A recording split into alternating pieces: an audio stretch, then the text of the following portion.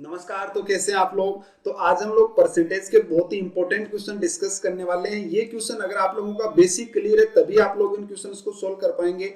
काफी अच्छे क्वेश्चंस हैं, इसलिए आप इसके जितने भी कॉन्सेप्ट है परसेंटेज के उनको पहले अच्छे से पढ़ें, आपका बेसिक अच्छे से क्लियर करें, कहीं ट्रिक्स वगैरह पे ध्यान ना दें। ये क्वेश्चंस काफी अच्छे हैं। जब आप लोगों को क्वेश्चन समझ आ जाएगा ना, सबसे पहले मैं एक ही बात बोलता हूँ कि अरिथमेटिक में आप क्वेश्चन को अच्छे से समझने की कोशिश करिए। अगर आपको क्वेश्चन की लैंग्वेज समझ आ गई ना तो फिर क्वेश्चन में कुछ है ही नहीं, आप क्वेश्चन को आराम से सोल्व कर सकते हैं। लेकिन सबसे पहले उसकी लैंग्वेज पे गौर करिए, आप कहीं ट्रिक्स या फॉर्मूला वगैरह लगाने की कोशिश ना करें, क्वेश्चन की लैंग्वेज समझे। तो देखिए भी आज की क्वेश्चन, जो पहला क्वेश्चन आप लोगों के सामने है, क्या लिखा हुआ है कि India GDP was thrice the size of Pakistan GDP in 2018। बोल रहा है कि भारत की जो जीडीपी है ना वो 2018 में पाकिस्तान की जीडीपी का 3 गुना थी। इसका मतलब क्या है कि मान लीजिए यहाँ पे मैं बात कर रहा हूँ, यहाँ पे इंडिया और यहाँ पे पाक, इनकी बात कर रहा है। तो बोल रहा है कि अगर मान लीजिए यहाँ पे अगर पाकिस्तान की जीडीपी 1 है ना तो इंडिया की कितनी अभी 3 है। ये 2018 की बात है, ठीक है। ये 2018 की बात कर रहा है कि इस तरीके से, ताकि पाक की अगर 1 थी तो इंडिया की कितनी थी, 3 थी। ये जीडीपी की बात कर रहा है। अब क्या बोल रहा है कि वर्ष 2019 में भारत की जीडीपी में पाकिस्तान की दोगुनी दर से वृद्धि हुई। यानी कि अगर मान लीजिए पाकिस्तान में 10% दर से जीडीपी बढ़ा है तो भारत में 20% की दर से बढ़ेगा। ये क्वेश्चन बोल रहा है कि अगर पाकिस्तान में जितना भी बढ़ा ना, इंडिया में उसका डबल रेट से जो है जीडीपी है वो इंक्रीज हुआ है, ठीक है। अगर पाकिस्तान की जीडीपी 2019 में भारत की 0.3 गुना थी, इसका मतलब क्या हुआ, ये 0.3 गुना का मतलब क्या है वो थोड़ा सा आप लोग समझने की कोशिश करेंगे। 0.3 गुना का मतलब क्या है। बोल रहा है कि पाकिस्तान की जो जीरो है वो इंडिया का 0.3 गुना, यानी 0.3 का मतलब कितना होगा, 3/10 थी। किसकी भी, पाक की। तो मुझे बताओ ये 2019 में इंडिया और पाक की जो जीडीपी होगी उसका रेशियो कितना होगा, 10:3।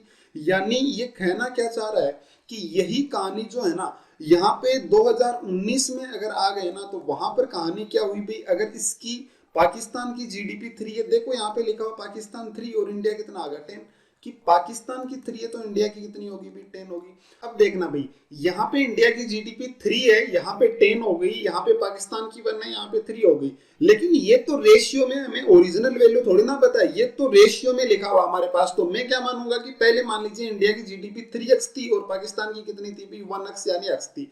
अब कितनी हो गई भाई, अब पाकिस्तान की y हो गई और यहाँ पे कितनी हो गई, इंडिया की 10y हो गई।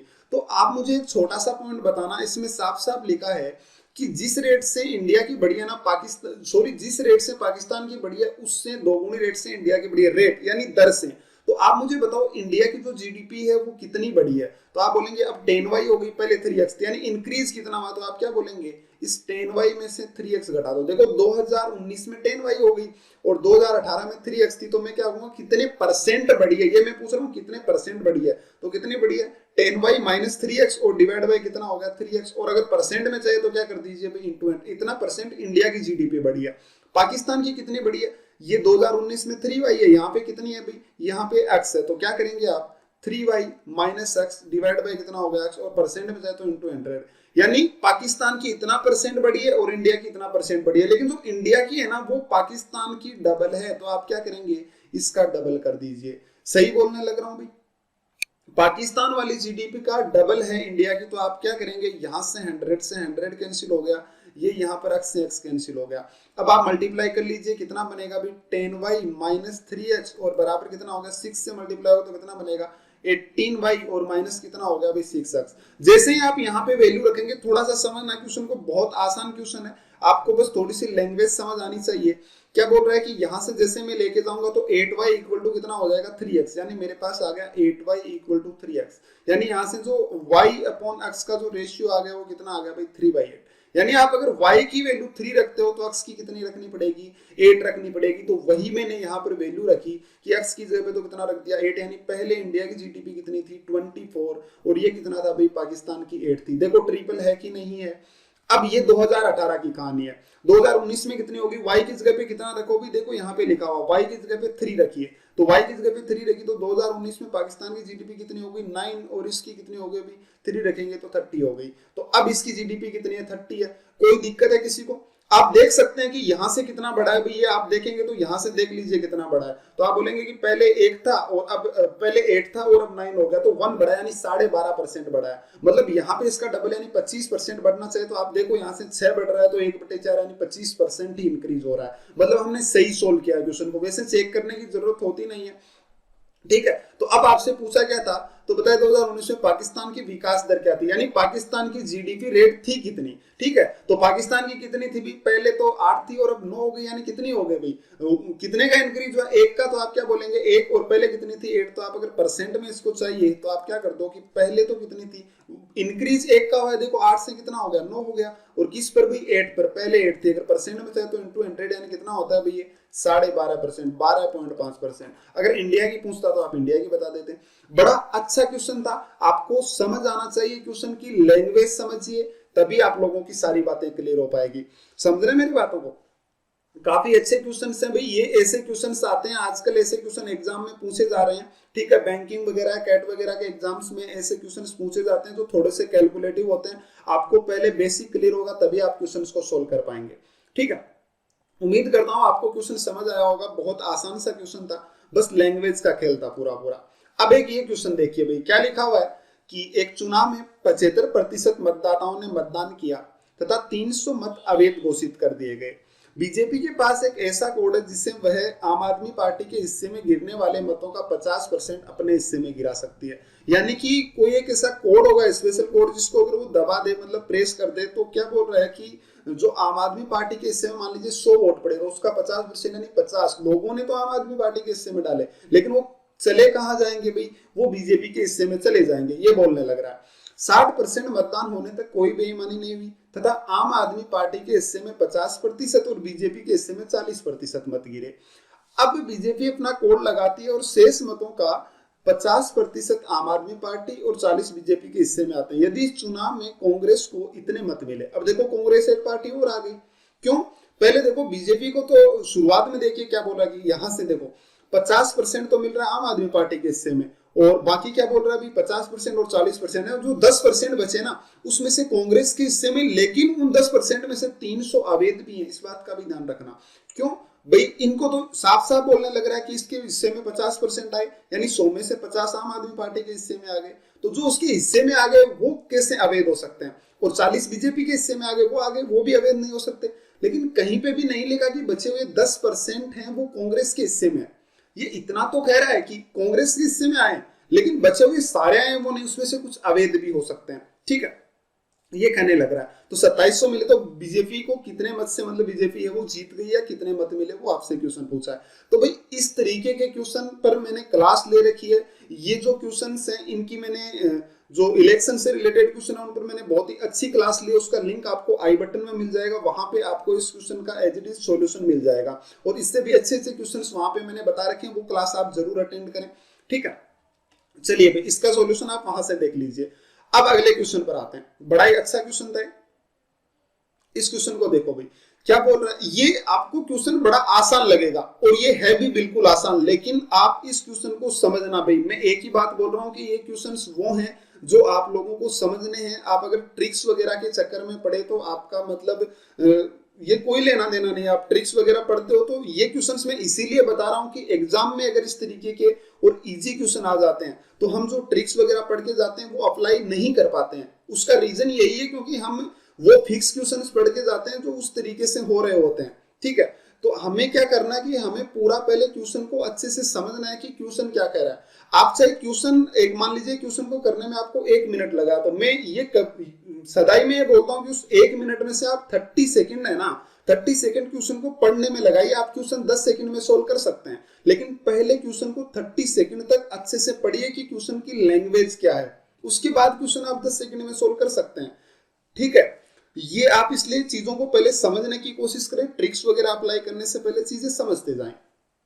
क्वेश्चन देखना जरा क्या लिखा हुआ है कि ए की आय 60% है बी की आय का, ठीक है। मतलब जो बोल रहा है कि जो ए की इनकम है ना, देख as income is 60% of B's income, यानी जो ए की आय है वो बी का 60% है। तो अब हमें पता होना चाहिए कि 60% का मतलब क्या होता है अभी, 60% का मतलब आपके पास है कितना होता है अभी 3/5 होता है, ठीक है। ये 60% का मतलब होता है 3/5, यानी दो लोग हैं, एक तो ए है और एक बी है। बातों को समझना, ये इनकी इनकम की कहानी है। इनकम बोलने लग रहा है, इनकम बोल रहा है कि जो ए की इनकम है ना वो 60% है बी की इनकम का। ए की इनकम बी की इनकम का 60% है, यानी 60% का मतलब कितना होता है 3/5। ठीक है, बी का 60% है, 60% मतलब 3/5 बी का। इसका मतलब मैं जो 60% का मतलब होता है 3/5, यानी मैंने बार बार बोला है कि जो अपॉन में उसको बेस वैल्यू मानूंगा, मतलब बी की अगर इनकम 5 है ना तो उसका 60% यानी 3 कितना है भाई, ए की इनकम है। समझ रहे हैं? क्वेश्चन मैंने बहुत पहले जो बेसिक क्लास मैंने बेसिक कॉन्सेप्ट्स ऑफ परसेंटेज पढ़ाया था उसमें मैंने ये बेसिक बेसिक बातें सारी क्लियर कर रखी हैं। आप पहले पूरा परसेंटेज पढ़ें तब जाके आपको सारी चीजें समझ आ जाएगी। चलिए अब आगे बढ़ते हैं भाई, अगले पॉइंट पे आते हैं। अब देखना, ए का खर्च बी के खर्च का 70% है। यहां से देखो ये ए है और ये बी है। ठीक है, ये इनका एक्सपेंडिचर हो गया। एक्सपेंडिचर क्या बोलने लग रहा है, एक्सपेंडिचर ए का जो खर्च है वो बी का 70% है, यानी 70% का मतलब कितना होता है 7/10।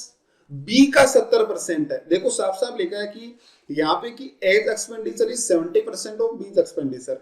तो मुझे बताओ बी का, यानी बी अगर 10 है तो मुझे बताना ए कितना आ जाएगा भाई, 7 आ जाएगा। सही बोलने लग रहा हूँ, ये एक्सपेंडिचर है। अब आगे का पॉइंट देखो क्या पढ़ा है, यदि ए की आय बी के खर्च का 75% है, यानी जो ए की इनकम है ना वो जो बी का एक्सपेंडिचर है ना उसका 75% ही है। ए की इनकम बी के एक्सपेंडिचर का 75% है। अब समझना क्वेश्चन को, यहां से क्वेश्चन स्टार्ट हुआ है। मैं मान लेता हूं कि यहाँ पे ए की इनकम 3x थी और बी की कितनी थी 5x थी। अब मुझे मानना पड़ेगा, मैंने कितना मान लिया, ये 3x मान लिया, कितना मान लिया 5x मान लिया, और ए का एक्सपेंडिचर मैंने 7y मान लिया, बी का कितना मान लिया भाई 10y, ये इसका एक्सपेंडिचर मैंने मान लिया। अब बोल रहा है कि जो ए की इनकम है ना, ए की इनकम कितना है अभी बताओ 3x, वो बी की जो बी का एक्सपेंडिचर है ना उसका 75% है, यानी बी का एक्सपेंडिचर बोलो जरा कितना है 10y, ये बी का एक्सपेंडिचर है, इसका 75% का मतलब तो आपको पता है कितना होता है 3/4 होता है। ठीक है, तो इसका 3/4 है कौन भाई, इसका 3/4 है कौन, ए की इनकम, यानी ए की इनकम कितनी है 3x। ध्यान से देखो, समझने की कोशिश करो कि बी का जो एक्सपेंडिचर था वो 10y है, बी के एक्सपेंडिचर का 75% है ए की इनकम, तो ए की इनकम कितनी हो गई 3x हो गई। तो यहां से देखो इस 3 से 3 कैंसिल हो गया और यहां से आपके पास में जो वैल्यू निकल कर आई x/y की जो वैल्यू निकल कर आई वो कितनी आ गई भाई, वो आ गई 5/2। देख लीजिए एक बार थोड़ा सा और, के 2 से 2 बार और ये 5 बार कैंसिल हो जाएगा, तो x/y इक्वल टू कितना आ गया 5/2 आ गया। अगर किसी को कोई दिक्कत है तो आप बता सकते हो। x/y का रेशियो आ गया 5/2, यानी x की जगह पे 5 रख दो, y की जगह पे 2 रख दो। तो जैसे ही मैंने x की जगह पे 5 रखा तो आपके सामने क्वेश्चन आ रहा है, यहाँ पे 5 रखूंगा तो कितना हो जाएगा, a की इनकम 15 और ये b की कितनी आ गई 25। ये इनकम है, ध्यान रखना इनकम है देखो। ठीक है, y की जगह पे 2 रखा तो a का जो एक्सपेंडिचर है वो 14, ठीक है एक्सपेंडिचर, और b का कितना हो गया अभी 20, b का एक्सपेंडिचर हो गया। अब पूछ कह रहा है तो बी के लिए ए की बचत का अनुपात बताओ, तो बी और ए का जो बचत का अनुपात था वो बताना भी आपको, ए और बी का जो सेविंग्स का अनुपात था ना वो बताना, सेविंग्स का रेशियो कितना है। तो थोड़ा सा समझिए, आप मुझे बताओ ए की इनकम कितनी है, तो आप बोलेंगे कि ए की इनकम 15 है और ए का एक्सपेंडिचर कितना है भाई 14 है। 15 में से 14 वो खर्च कर देता है, बचता कितना उसके पास, तो आप बोलेंगे 1। ठीक है, और बी की इनकम कितने है 25 और 20 वो खर्च कर देता है, बचता कितना है 5, यानी इनका जो सेविंग का रेशियो था वो कितना हो गया 1:5। आपका क्वेश्चन खत्म हो गया। बड़ा अच्छा क्वेश्चन था, क्वेश्चन को समझिए, लैंग्वेज पे ध्यान दीजिए, कहीं पे भी कोई फॉर्मूला ट्रिक्स नहीं होते हैं, अर्थमेटिक्स सिर्फ लैंग्वेज का खेल होता है। लैंग्वेज को पहले तो बेसिक कॉन्सेप्ट क्लियर करो, उसके बाद सारी लैंग्वेज का खेल है। ठीक है, बस ध्यान रहेगी आप लोगों को परसेंट का मतलब क्या होता है वो सारी बातें आपको पता होनी चाहिए।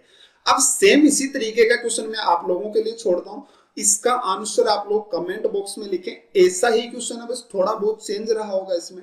इस क्वेश्चन का आप आंसर आप कमेंट बॉक्स में लिखना, जो भी जितना भी आपका आंसर आता है।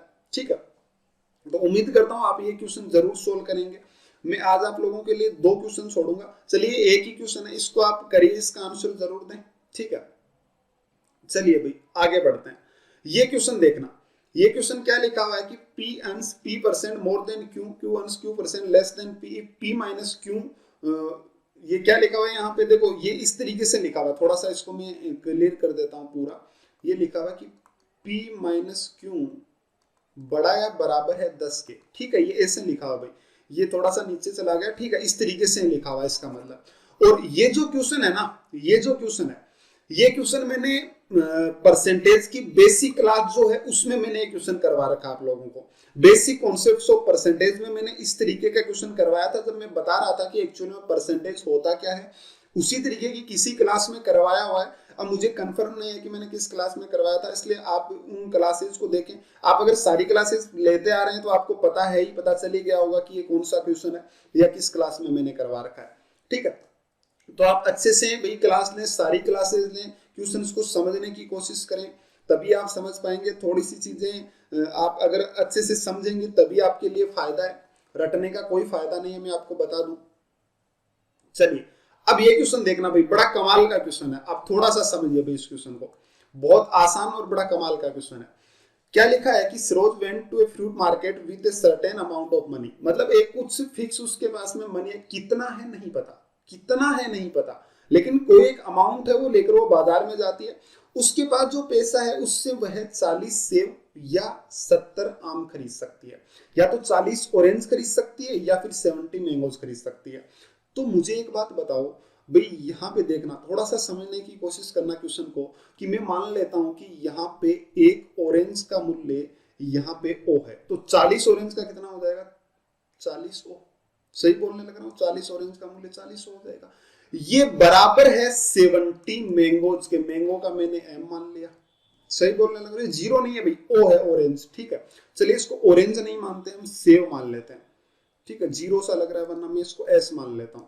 चलिए 40 सेव का जो प्राइस है वो बराबर है 70 आम के। तो आप मुझे बताओ कि यहां से जो ये ऑरेंज यानी सेव और मैंगो का जो प्राइस का रेशियो होगा वो कितना होगा, 7:4। यानी अगर एक सेव 7 रुपए का आ रहा है तो एक आम कितने का आएगा भाई, 4 रुपए का। ये इनकी प्राइस हो गई, ध्यान रखना, ये इनकी प्राइस का रेशियो बन गया है। समझ पा रहे हैं मेरी बात? देखो मैंने किया क्या, मैं मान लेता हूं कि भाई मेरे पास में 40 सेव है, एक सेव का मूल्य मैंने एस मान लिया, ठीक है, तो 40 का कितना हो गया, 40 एस। और कह रहा है या तो 40 सेव खरीद सकते हैं या 70 आम, और मैंने एक आम का मूल्य एम मान लिया तो 70 आम। तो ये क्या हो गया अभी, रेशियो कितना आ गया, 7/4। यानी सेव का मूल्य 7 रुपए और आम का कितना आ गया, 4 रुपए। ये आप इसको मान के चलिए, इसको आप प्राइस में ले लीजिए, रुपए लिख लो इसको, ठीक है, आप इसको रुपए लिख लीजिए, 7 रुपए, ठीक है, और ये 4 रुपए। चलिए अब चलो आगे बढ़ते हैं क्वेश्चन में। कह रहा है कि या तो 40 सेब खरीद सकते हैं या 70 आम। अब क्वेश्चन को समझना, वह ऑटो किराए के लिए अपने पैसे का 15% बरकरार रखती है, यानी जो भी उसके पास में जितना भी अमाउंट है ना, उसका 15% वो ऑटो किराए के लिए रखती है अपने पास में, कि भाई हाँ ये 15% है, ये मुझे रखना ही है, जितना भी उसके पास में उसका 15% वो रखती है। अगर वह 35 आम खरीदती है तो वह कितने और सेव खरीद सकते हैं, मतलब उसके पास में जितने भी पैसे हैं उसमें से कितने और सेव खरीद सकते हैं। अब आपको ये कंफ्यूजन हो रहा है कि जब हमारे पास पैसे दिए हुए नहीं है तो हम इसका आंसर देते हैं कैन नॉट बी डिटरमाइन, लेकिन क्वेश्चन थोड़ा सा समझो। इसने बोला है कि उसने 35 आम खरीद लिए, थोड़ा सा देखना, 35 आम खरीद लिए, तो मुझे बताना 35 उसने क्या खरीदे, मैंगो, और एक मैंगो की प्राइस कितनी है अभी, 4 रुपए, मैंने कितना माना है, 4 रुपए। तो बताओ उसने टोटल कितना खरीद दिया, तो 3 4 120 और 20 यानी 140 रुपीज का उसने क्या कर लिया भाई, इतने रुपए का उसने सामान खरीद लिया, यानी 35 आम खरीद लिया। भाई वो कितने आम खरीद सकती थी मुझे बताओ, देखें कितने आम वो खरीद सकती थी। तो आप क्या बोलेंगे कि वो टोटल 70 आम, उसके पास में इतना पैसा था कि वो 70 आम खरीद सकती है, लेकिन खरीदे कितने आम भाई उसने, 35, यानी 35 और खरीद सकती है, अभी तक इतना पैसा उसके पास में है।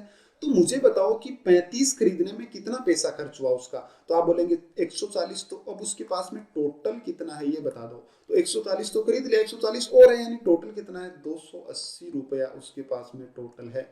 ये एक्चुअल में रुपए नहीं है, एक्चुअल में रुपए नहीं है, मैंने यहाँ पे रेशियो लेकर माना है। आप चाहो तो यहाँ पे 4 को 8 बना सकते हो, 7 को 14 बना सकते हो, ठीक है, लेकिन मैंने रेशियो लिया क्योंकि मेरे से पूछा गया कि कितने सेब और खरीद सकती है, तो मैंने यही माना कि जो आम थे उनका तो मैंने 4 मान लिया, माना नहीं, ये क्वेश्चन के अकॉर्डिंग मैंने लिखा, ठीक है, रेशियो मैंने माना है।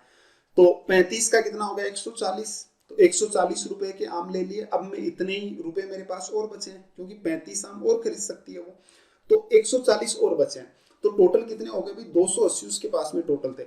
अब मुझे एक बात बताओ, 140 खरीद लिए, अभी भी उसके पास में 140 और बचे हुए हैं। तो मैं अगर आपसे एक छोटा सा क्वेश्चन पूछना चाहूं कि मुझे बताना इस 280 का उसे कितना परसेंट भाई किराए के लिए देना पड़ेगा, तो 15% यानी कितना होता है 3/20। तो इसका 3/20 उसे किराया देना पड़ेगा, यानी कितना आ गया भाई 14, यानी कितना आ गया भाई ये 42 रुपए उसे किराया देना पड़ेगा, ये किराया देना पड़ेगा। उसने 140 के तो क्या खरीद लिए बताओ भाई, आम खरीद लिए, और बचे कितने भी 140। तो अब उसके पास में रिमेनिंग कितने बचे हैं, आप मुझे बताना, अब उसके पास में रिमेनिंग कितने बचे हैं, 140 और बचे थे, उसमें से इसे 42 रुपए रखने ही रखने हैं। ये किस लिए भाई, ऑटो का किराया देने के लिए 42 रुपए रखने ही रखने हैं। यानी इसके पास में कितने बच गए, 98 रुपए अभी और बच गए। मतलब 35 आम खरीद लिए, उसके बाद में 35 आम के यानी 140 और बचे, उसमें से 42 जो इसने दिया कि 15% इसके किराए के लिए देने, तो 15% इसके पास में और बचे हुए हैं। मतलब वो तो 42 है, वो तो देने ही है, वो तो रखने ही है इसको। तो 140 में से 42 घटा दिया, यानी 98 उसके पास में और है, जिससे वह अभी भी क्या खरीद सकती है, सेव। और इसने बोला कि कितने सेव खरीद सकते हैं, एक सेव का प्राइस बोलो जरा कितना है, तो आपके पास में लिखा हुआ 7। तो कितने सेव खरीद सकती है भाई वो, तो आप क्या बोलेंगे 98 में डिवाइड बाय 7, यानी कितना आ जाएगा जरा बोलना, तो कितना आ जाएगा 7 और कितना आ गया 14, यानी 14 सेव ये और खरीद सकती है। आपका आंसर हो गया। बड़ा अच्छा और बहुत इजी क्वेश्चन था। लैंग्वेज समझनी पड़ेगी, क्वेश्चन समझने पड़ेंगे, कोई फायदा नहीं है ट्रिक्स या रटने का।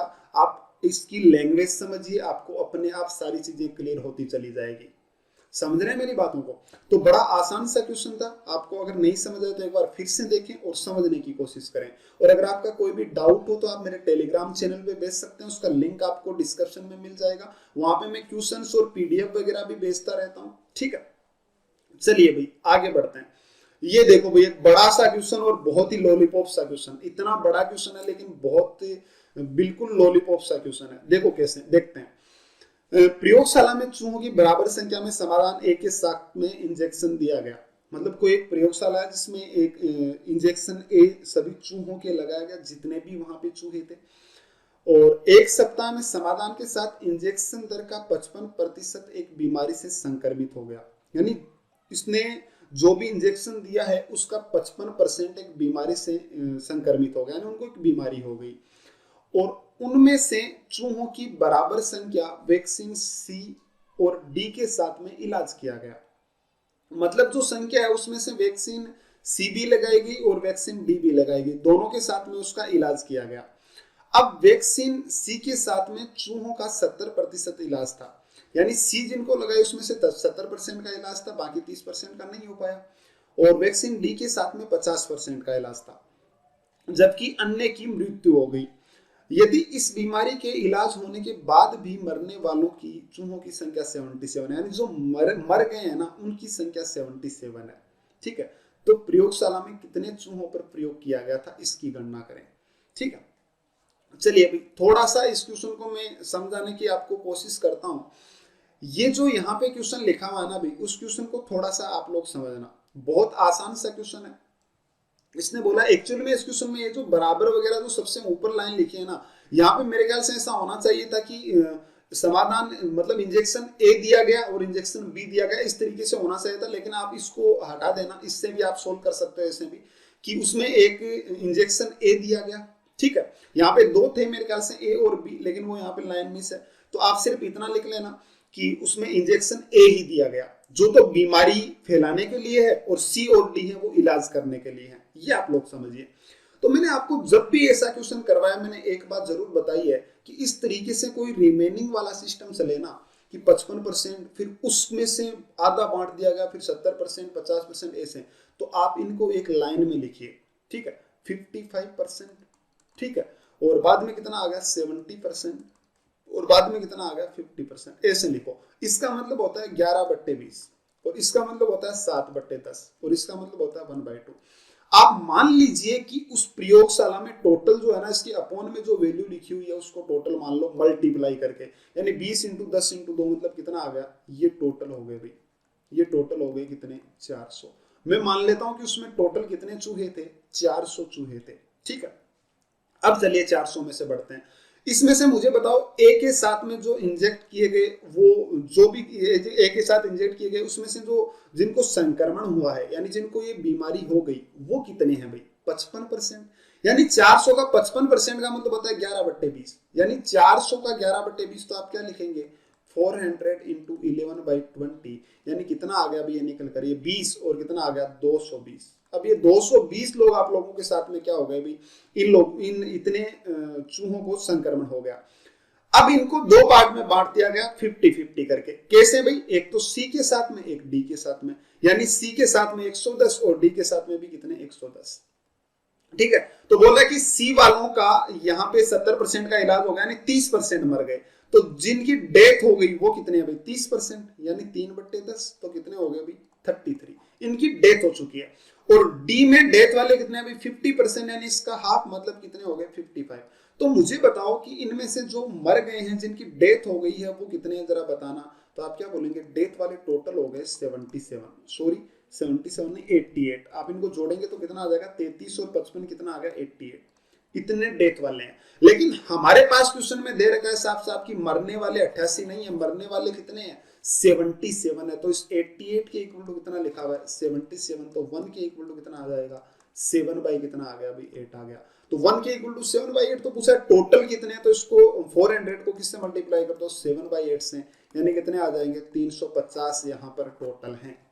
ठीक है, 350 यहाँ पे कितने हो गए भाई टोटल? यानी टोटल कितने चूहों पर प्रयोग किया गया भाई? 350 पर। अब देखो, अगर इस क्वेश्चन में ऐसा होता कि प्रयोगशाला में चूहों के दो समाधान है, इंजेक्शन दिया गया, मतलब कुछ तो ए था और कुछ को बी दिया गया, यानी आधों को ए दिया गया, आधों को बी दिया गया, और जितने भी दिए गए ना उनमें से 55% संक्रमित हो गए, ऐसे अगर क्वेश्चन होता, ठीक है, तो उस कंडीशन में क्या हो जाता? उस कंडीशन में इस क्वेश्चन का आंसर हो जाता कि भाई जो 350 है ना, 350 को तो मान लीजिए ए दिया गया, तो इसी तरीके से बी भी दिया गया होता, तो उस कंडीशन में आंसर बी में और दे देते तो कितना हो जाता? इनको डबल कर देते तो 700 उसका आंसर आ जाता।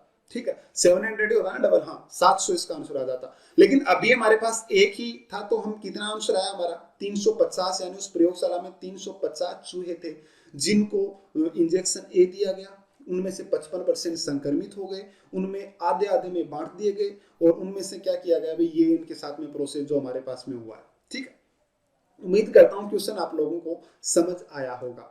बहुत ही आसान और बहुत ही इजी सा क्वेश्चन था, बस आपको लैंग्वेज समझनी है। मैं एक ही बात बोलता हूं, लैंग्वेज समझिए क्वेश्चंस की, आप आराम से क्वेश्चन सोल्व कर पाएंगे। चलिए अब इस क्वेश्चन पे आओ भाई। ये क्वेश्चन बड़ा अच्छा है और कैलकुलेटिव क्वेश्चन है, थोड़ा सा कैलकुलेशन करना पड़ेगा। ए बी से x% अधिक कमाता है, ठीक है, यदि ए में x% की वृद्धि हो जाती है और बी में 2x% की वृद्धि हो जाती है, ए अभी भी बी से 10% अधिक कमाता है, तो x का मान बताएं भाई। चलिए हम चलते हैं ए और बी पर। ए बी से x% अधिक कमाता है, यानी बी अगर 100 कमाता है तो ये इससे x% अधिक, यानी कितना कमाता है? 100 प्लस x। भाई मान लो मैं 20% अधिक बताता तो कितना बताता? 100 और 120। ठीक है, अब बोल रहा है कि ए में x% की वृद्धि हो जाती है, यानी 100 प्लस x ए था, इसमें कितनी वृद्धि हो गई? x% की मतलब कितना होगा? 100 प्लस x, और परसेंट की वृद्धि यानी अपॉन कितना हो जाए? 100, इतनी वृद्धि। सही बोलने लग रहा हूँ? 100 प्लस x और इसमें x% की और वृद्धि ये हो जाती है। और b में कितनी वृद्धि हो जाती है? 100 इंटू 2x% की, 100 प्लस 2x, और डिवाइड बाय कितना आ गया? 100। सही बोलने लग रहा हूँ? अब ये हो गया। अब बोल रहा है कि ए अभी भी b से 10% अधिक कमाते हैं, यानी अब जो है वो ए कितना कमा रहा है भाई? ए अब इतना कमा रहा है और बी अब इतना कमा रहा है। ठीक है, जो ए है ना वो बी से अभी भी 10% अधिक कमाता है, यानी बी जो कमाता है ना उससे 10% अधिक, यानी कितना होता है? 1/10, मतलब कितना? 11/10 हो गया, मतलब 10 से 1 ज्यादा। ठीक है, 100 से 110 ये कमाते हैं ए, यानी अब दोनों क्या हो जाएंगे? बराबर। यहां तक कोई दिक्कत किसी को तो बता सकते हो। क्या बोला कि ए ने इतना कमाया, ए में 10% की x% की वृद्धि होगी, बी में 2x% की वृद्धि होगी, क्योंकि 100 था और ये 2x% वृद्धि हो जाएगी। अब कह रहा है अभी भी जो ए है ना, ए अभी भी वो बी से 10% अधिक कमाते हैं, तो बी से 10% अधिक, बी इतना, इससे 10% अधिक क्या करेंगे? 10 से 11, वो कौन कमाता है? ए। तो अब सोल्व कर लीजिए, 0 से 0 चला गया, 1 0 से 1 0। अब जैसे इसको सोल्व करेंगे तो ये आ जाएगा 100 प्लस x का स्क्वायर, क्योंकि डबल टाइम्स है, और बराबर ये 110 से मल्टीप्लाई हो जाएगा, कितना बनेगा? 110 इंटू 100 प्लस 2x। अब आप जैसे ही यहाँ पे ये क्वाड्रेटिक इक्वेशन बन जाएगी भी, उसका स्क्वायर खोलेंगे तो ये द्विघात समीकरण बनेगी और आप यहाँ पे श्रीधराचार्य फॉर्मूला लगा के इस क्वेश्चन को सोल्व कर सकते हैं। अगर आपके पास में ऑप्शन है, देखो थोड़ा सा समझना, अगर आपके पास में ऑप्शन है और ऑप्शन इस तरीके के हैं 10%, 20%, 25%, इस तरीके के ऑप्शन है, तो आप क्वेश्चन को आराम से सोल्व कर सकते थे यहाँ पे। लेकिन अगर ऑप्शन मान लीजिए ऐसे आ जाए, 17.5%, ठीक है, या फिर 33.45%, या फिर कुछ भी आ जाए 45.4%, तो फिर हम वो वहां पे इतनी आसानी से कर नहीं सकते, ठीक है। इसलिए यहाँ पे मैंने बेसिक किया है और आप यहाँ पे श्रीधराचार्य फॉर्मूला लगाएंगे, आपकी वैल्यू निकल कर सामने आ जाएगी। क्वाड्रेटिक इक्वेशन बनी है, द्विघात समीकरण, ठीक है। उम्मीद करता हूँ आपको ये क्वेश्चन समझ आया होगा। बहुत अच्छा क्वेश्चन था कैलकुलेशन के अकॉर्डिंग। अब भाई इस क्वेश्चन पे आओ भाई, ये बड़ा ही खतरनाक सा इतना बड़ा क्वेश्चन लिखा हुआ है और बहुत लॉलीपॉप क्वेश्चन है। पढ़कर देखिए आप क्वेश्चन को क्या लिखा है, चलिए मैं पढ़ता हूं कि एक संयुक्त खाते में कुछ लोगों को एक शर्त के साथ कि प्रत्येक व्यक्ति उस महीने खाते में लोगों की संख्या के बराबर राशि जमा करेगा। यानी कोई भी महीना है, ठीक है, उसमें बोल रहा है कि जितने लोग हैं ना, मान लीजिए 5 लोग हैं, तो पांचों उसमें से हर एक कितना जमा करेगा, 5-5 रुपए, क्योंकि जितने लोग हैं उतना हर जमा करेगा। साथ ही जो व्यक्ति बीच में खाते से पैसे निकाल लेता है, पैसे निकालने का मतलब है कि वो खाते से निकल जाता है, यानी वो कहता है भाई मैं इतने ही दिन जमा करूंगा, उसे साल के अंत में उसकी राशि मिल जाएगी। मान लीजिए मैंने 4 महीने तक तो डाले पैसे, उसके बाद मैंने कहा भाई अब मैं नहीं डालूंगा, यानी मैंने जितने डाल दिए ना वो मुझे 12 महीने बाद में वापस मिल जाने हैं, लेकिन अभी नहीं दे सकते वापस, ठीक है। इसमें यहाँ पे थोड़ा सा लैंग्वेज गलत लिखा हुआ है। साल के अंत में उसकी राशि मिल जाएगी। 6 महीने बाद 25% लोगों ने वापस ले लिया, मतलब 25% लोगों ने कहा भाई नहीं, हमें इसमें पैसे नहीं डालने, पैसे वापस नहीं ले, बोला कि हमें पैसे इसमें नहीं डालने। और शेष का 1/3% लोगों ने 3 महीने बाद वापस ले लिया, यानी 3 महीने मतलब 6 महीने और उन्होंने 3 महीने और चलाया, नहीं उन्होंने 9 महीने बाद में वापस ले लिया, ठीक है। साल के अंत में वापसी की राशि का भुगतान करने से पहले उनके खाते में इतने रुपए की राशि थी, यानी उस खाते में इतने रुपए थे। तो शुरुआत में लोगों की जो संख्या थी वो कितनी थी, मतलब वहां पे कितने लोग थे वो बताओ। तो 2% है, 25% है, और कितना है अभी, एक 33, 1/3% या इतना, तो इसका मतलब तो 1/4 और इसका मतलब 1/3, 2 ही है। तो आप टोटल लोगों को मान लीजिए, टोटल कितने अभी बताना, तो 4×3=12 टोटल मान लो, ठीक है, 12 टोटल मान लो, या फिर 12x टोटल मान लीजिए कि 12x वहां पे टोटल लोग थे। अब देखो 6 महीने बाद में 12x मतलब 25% लोगों ने वापस ले लिया, मैंने ऐसा माना कि वहां पे 12x लोग हैं, तो मुझे बताओ ये 12x लोग हैं, इनको मैंने x क्यों माना, इसका रीजन आपको समझ आ जाएगा। मैंने मान लिया कि यहाँ पे 12x लोग हैं, तो मुझे बताओ एक आदमी को इस महीने में कितना रुपया देना पड़ेगा भाई, 12x ही देना पड़ेगा। मान लीजिए 12 ही लोग हैं, तो एक को कितना देना पड़ेगा, 12, तो 12x को कितना देना पड़ेगा भाई, 12x रुपए देने पड़ेंगे। कोई ऐतराज किसी को है तो बता सकते हो, ठीक है। 12x लोग हैं तो एक को 12x, जितने लोग हैं उतना ही पैसा देना पड़ेगा, नहीं 12x लोग हैं तो 12x रुपया देना पड़ेगा। कितने महीने तक इन्होंने दिए भाई, 6 महीने तक, क्योंकि 6 महीने तक किसी ने मना नहीं किया, इतने दे दिए, इतने उस खाते में जमा हो गए। अब बाद में और आए भाई, अब कह रहा है कि उनमें से 25% लोग वापस चले गए, यानी 12x का 25% कितना होता है भाई, 1/4, यानी 3 लोग वापस चले गए, अभी भी 9x लोग हैं, ठीक है, 9x लोग। और इन्होंने इसके 3 महीने बाद, मतलब इन 9x लोगों ने हर महीने में कितना रुपया जमा किया भाई, जितने लोग हैं उतना ही, यानी 9x लोग बचे हैं तो कितना जमा करेंगे, 9x ही जमा करेंगे, जितने लोग हैं उतने जमा होते हैं, ये इनका कहना है। तो पहले 12x थे, तो एक महीने में एक आदमी 12x कर रहा था, तो 12x कितने कर देंगे, 12x × 12x, और 6 महीने तक कितना होगा, ×6। अब 9x लोग हैं तो इन्होंने कितना जमा करना है, एक को 9x, तो 9x को टोटल कितना हो जाएगा, 9x × 9x। अब कह रहा है कि इन्होंने 3 महीने तक जमा किए, यानी ये जो लोग हैं इन्होंने 3 महीने तक जमा किए, प्लस अब कह रहा है ये जो शेष बच गए ना 9x, इसमें से 33 से 1/3 फिर से चले जाते हैं, यानी इसका 33 यानी 1/3, मतलब 3 और चले गए। अब कितने बचे, 6x, तो इन 6x को कितना जमा करना है अभी, एक महीने में 6 को कितने दिनों तक, कितने महीने हो गए, 6 यहाँ पे हो गए और 3 यहाँ पे, तो इनको कितना और करना है अभी, 3 और, यानी 12 महीने पूरा, ठीक है। तो ये जो टोटल निकल कर आएगा ना वो आएगा 4860, और अब यहां से आप इसको जोड़ेंगे मल्टीप्लाई करके, तो आपके पास में x की वैल्यू निकल कर आ जाएगी। और मेरे ख्याल से जहां तक मुझे पता है x की वैल्यू 2 आएगी, मैंने जब सोल्व किया x की वैल्यू 2, जहां तक मुझे पता, बाकी कंफर्म नहीं है, 2 आएगी तो यहाँ पे 24 हो जाएंगे, जितनी भी आती है 1 आती है तो 12 रह जाएंगे टोटल। इसने पूछा था कि शुरुआत में लोगों की टोटल संख्या कितनी थी, ये क्वेश्चन इसने पूछा है। तो शुरुआत में तो 12 अक्ष थे, अक्ष की जितनी 3 आती है तो 3 रख दो, यहां से आप सोल्व करेंगे तो वैल्यू आपके सामने निकल के आ जाएगी। तो उम्मीद करता हूं भी आपको ये क्वेश्चन समझ आया होगा, बड़ा आसान क्वेश्चन था, बस थोड़ी सी समझने की कोशिश करें, ठीक है। चलिए भाई अगले क्वेश्चन पर आते हैं। ये क्वेश्चन देखना भाई, ये इस क्लास का लास्ट क्वेश्चन है और बड़ा ही आसान और बड़ा ही अच्छा सा क्वेश्चन है। क्या लिखा है कि consider a big cube formed by 64 smaller cubes of which 40 are coloured.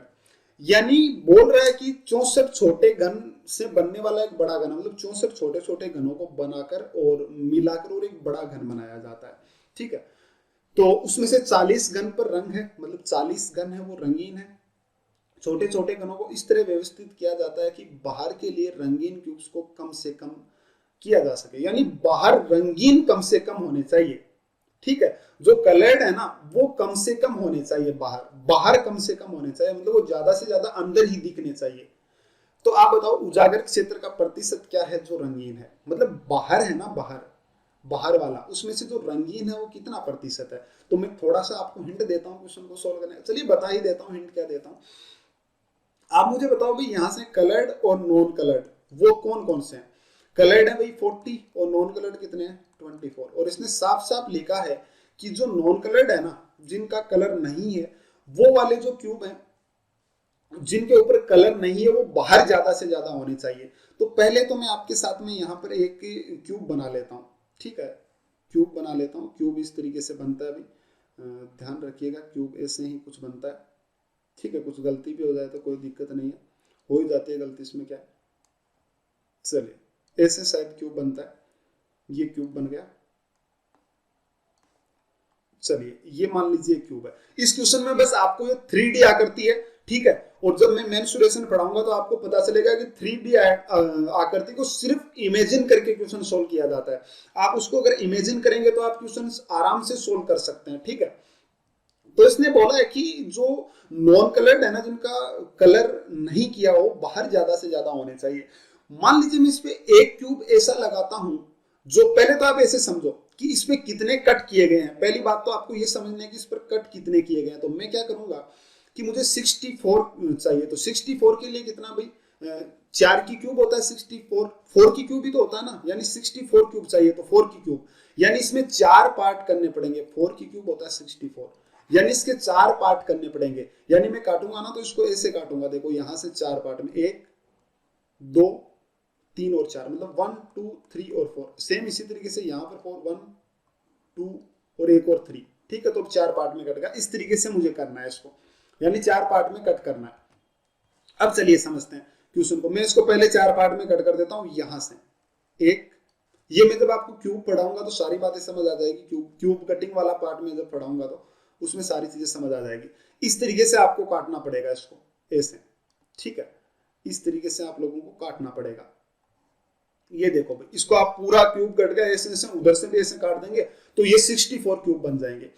अब बोल रहा है कि आप मुझे बताओ इसमें कौन सी जगह पर मैं क्यूब रखूं कि जो जिन पे कलर नहीं है, कि वो ज्यादा से ज्यादा अपना जो है फेस है वो उजागर कर सकें, मतलब वो ज्यादा से ज्यादा इसके सामने आए।